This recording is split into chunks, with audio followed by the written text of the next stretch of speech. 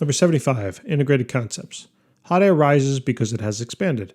It then displaces a greater volume of cold air, which increases the buoyant force on it. Letter A, calculate the ratio of the buoyant force to the weight of 50 degrees Celsius air surrounded by 20 degrees Celsius air.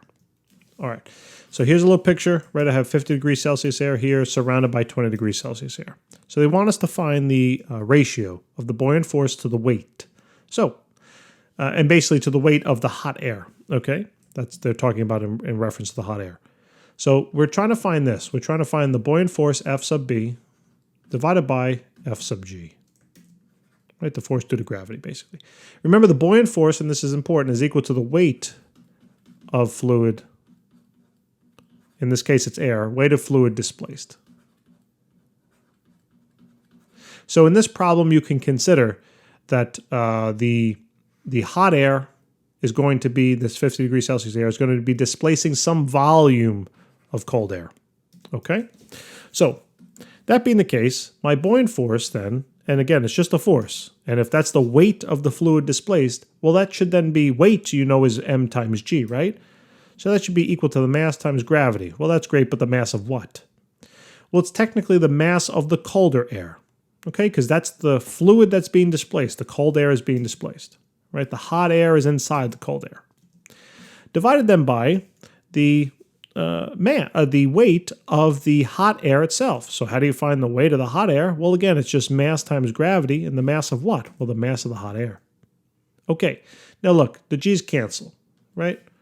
So this is basically now just a ratio between the mass of the cold air, and the mass of the hot air. But do you know the masses? Nope. Darn it, right? We do not know the masses. But what do we also know? Well, we also know that the volume, that whatever volume this red circle is taking up, this volume of red hot air is going to be displacing the equivalent and the identical volume of cold air, right? I mean, that it sounds so obvious, but it's so kind of sometimes hard to wrap your mind around. If this red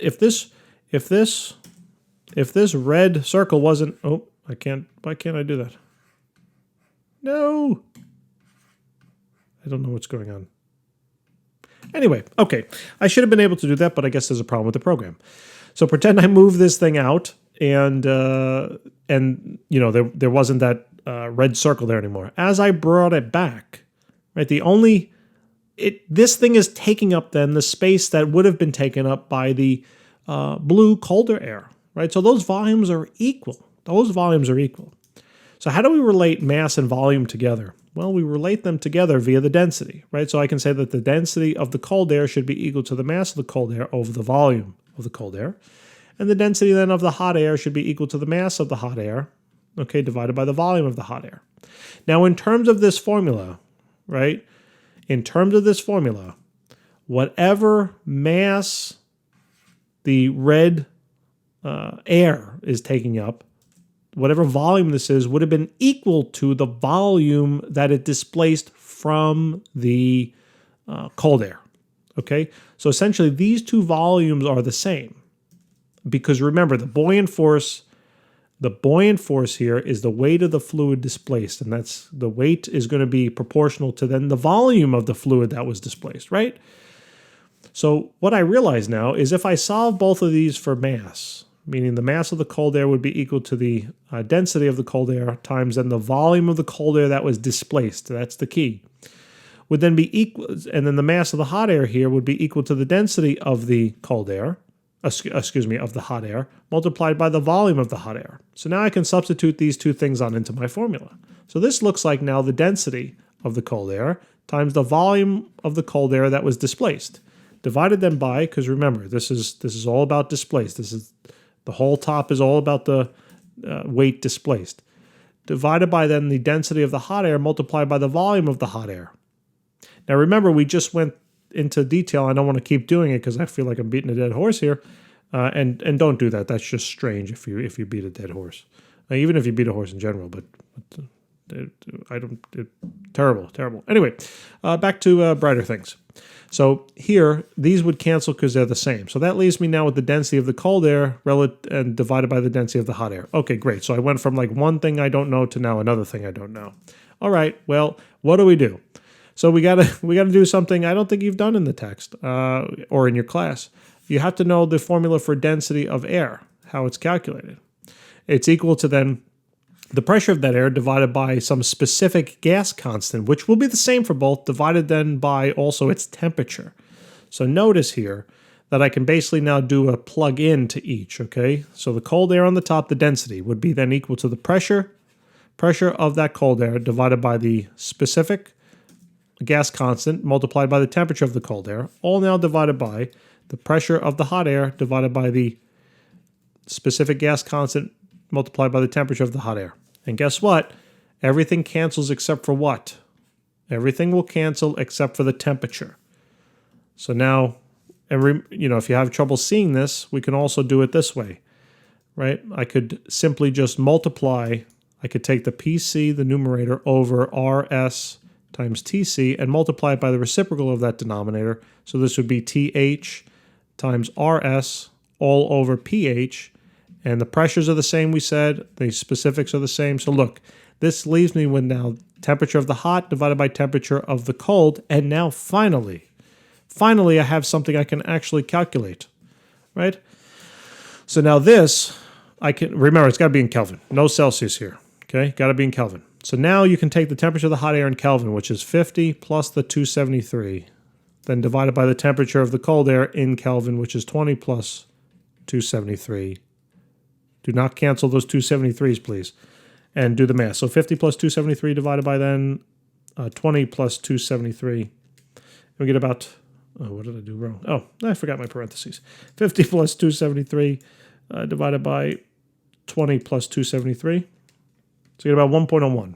Okay, this is the ratio here. 1.01. 1.10. What am I talking about? 1.10. That's the fraction. That's it. This is the fraction.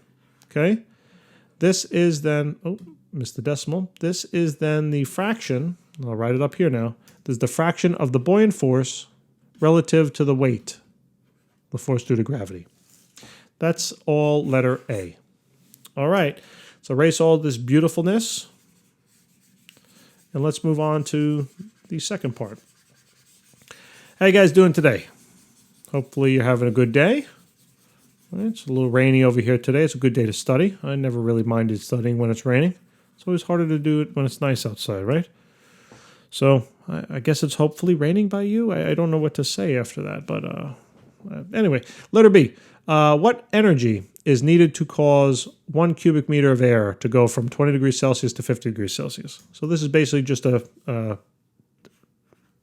not a phase. I kept thinking phase change, not phase change. This is just a simple change in temperature, heat transfer type of problem, right? So this is just going to be equal to Q is equal to MC delta T. So it says now, okay, what energy is needed? So here I'm going to we're going to use the average value, I'm going to use the average density of air, which is about 1.23. I'm not going to get 1.29. I'm not going to get into the complex computation over here because we have other pressures that we don't know what it is. So anyway, Q, we're trying to find Q, okay? The mass then, remember density is equal to mass over volume. So then the mass is equal to the density times the volume. So I could say that this is simply the density of the air multiplied by the volume of the air times the specific heat of the air times the change in temperature of the air. And look, we got everything we need, right? Density of the air, that's about 1.29, okay? Kilogram per cubic meter, that comes right from the text. Or it's a value you got to look up. Volume of air, they said it's going to be 1 cubic meter, so that's just a 1. The specific heat of air, again, that's going to be looked up, 721. And then the change in temperature, it's going to be from 20 to 50, so 50 minus 20. You can leave that in Celsius because it's just a change, it's just the difference. So this is 1.29 times 721 times then 30 essentially, right? And this is going to work out to be 2.79 times 10 raised to the 3/4. And that's in joules. Okay, so this is the amount of heat energy that would have to be absorbed. Yeah, that would be the heat energy needed to be absorbed in order to raise the temperature from 20 to 50. So that takes care of, this is letter B. Let's see what's in store for letter C. So what gravitational potential energy is gained by this volume of air if it rises 1 meter? So basically, so basically we have to find gravitational potential energy, right? So letter C here is gravitational. Gravitational potential energy would be equal to the mass multiplied by gravity multiplied by the height. Okay, so in order to figure out the gravitational change, we would have to know the mass, right? So, well, what's the mass? They told us the volume. So we know that just the same substitution I did over here, that mass is equivalent to saying the density multiplied by the volume. So that's times then GH. So now I can keep going along these lines. The density is about 1.29. Okay, the volume is then going to be, as they told us, 1 cubic meter. The acceleration due to gravity is 9.8, and then the height difference they said is 1 meter. So let's just do the math here. So it's 1.29 times then 9.8. So it's 12.6. 12.6 joules. Okay, so that's the amount of gravitational potential energy that is gained, all right, by this volume of air rising. So yeah, all right, guys. So hopefully that does it. Appreciate it very much for you watching, and I hope you're still stuck with me, and I hope you're learning something. All right, and if you could help us out by hitting that subscribe button or like button, telling your friends, that'd be awesome. We'd appreciate it very much, and we'll see you in the next chapter. Take care.